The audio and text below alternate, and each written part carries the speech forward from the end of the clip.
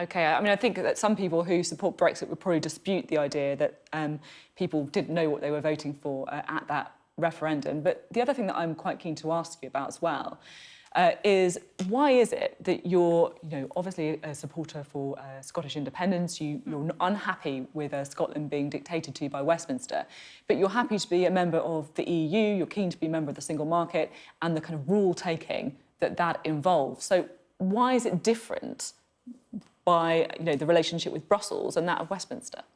Well, I think that is, frankly, with the greatest respect, a really overly simplistic argument. The European Union is an organisation made up of independent countries. Nobody argues that France or Germany or Ireland are not independent countries. They come together, pooling sovereignty to help deal with and tackle some of the big challenges that no country can do alone in the modern world. Climate change, for example, through the EU, the world's biggest single trading market has been created. And, you only have to look at Ireland just now. Ireland's not being dictated to. Ireland, in many ways, is calling the shots in the EU. So the power of small independent countries in the EU is there for all to see right now. And as I said a moment ago, that is in sharp contrast to the position of Scotland within the UK, where our interests are being cast aside, our voice has been ignored, we face being taken out of the EU and the single market against our will. Now, an independent Scotland will always have the closest of relationships with the other nations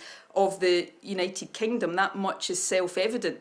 But I think the case right now becomes all the more stronger for Scotland to also have that close relationship with our colleagues across the EU, to be that internationalist, outward-looking country that continues to play a part in the world and doesn't have its interests completely cast aside in the way that's happening at the moment.